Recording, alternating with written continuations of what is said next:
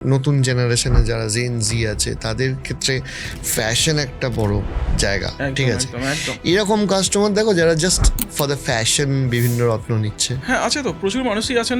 মানে একটা পান্নার লকেট স্টাইলিস্ট আমাদের পান্না আছে, যেমন অনেক, যেমন হার্ট শেপ আছে, ড্রপ শেপ আছে। ডায়মন্ডের ক্ষেত্রে আমি খুব ভালো ভালো কালেকশন দেখেছি, বিশেষ করে ডায়মন্ডের ওপরেতে। তো সেক্ষেত্রে তারা কিন্তু ফ্যাশন জুয়েলারির জন্য তারা কিন্তু প্রচুর জেমস্টোন ইউজ করেন, খুব দামি দামি রত্ন ইউজ করেন। আর আউট অফ ইন্ডিয়া তো বেশিরভাগ তো জেমস্টোন ইউজ করেন, তারা তো ফ্যাশনের জন্যই।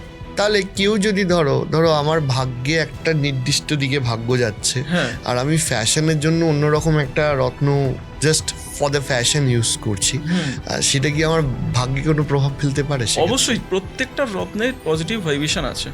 আচ্ছা, একদমই তাই। সেক্ষেত্রে মানে ভালো বা মন্দ হলেও তাকে তো নিতেই হবে বিষয়টা এই জায়গাতে। তাই নেগেটিভও থাকতে পারে। হ্যাঁ, হতেই পারে বিষয়টা। আমি ফ্যাশনের জন্য পড়লাম, আমার উল্টো রিয়াকশন হয়। হ্যাঁ, হতে পারে। তাহলে যে কোনো কিছু করার আগে কি এই বিষয়গুলো একবার এই বিষয়টা নিয়ে একজন ছাড়া 10 জন যারা এই বিষয়টা নিয়ে যারা কনসালটেন্সি দেন তাদের সঙ্গে আলোচনা করার পর তারপরে কিন্তু রত্ন ধারণ করাটাই উচিত, আমার যেটা মনে হয়। আচ্ছা, হ্যাঁ, ওই যে বললাম যে আমি যদি ভুল পাওয়ারে চশমা পরি, স্বাভাবিকভাবে আমার ভুল জিনিস দেখবো, হ্যাঁ, বা আমার দেখতে অসুবিধা হবে। সেরকমই রত্নের ক্ষেত্রে যদি সঠিক প্রেডিকশন না হয়, মানে শখের বশে যদি আমি কিনে নিই, সেক্ষেত্রেও কিন্তু প্রবলেম হতে পারে।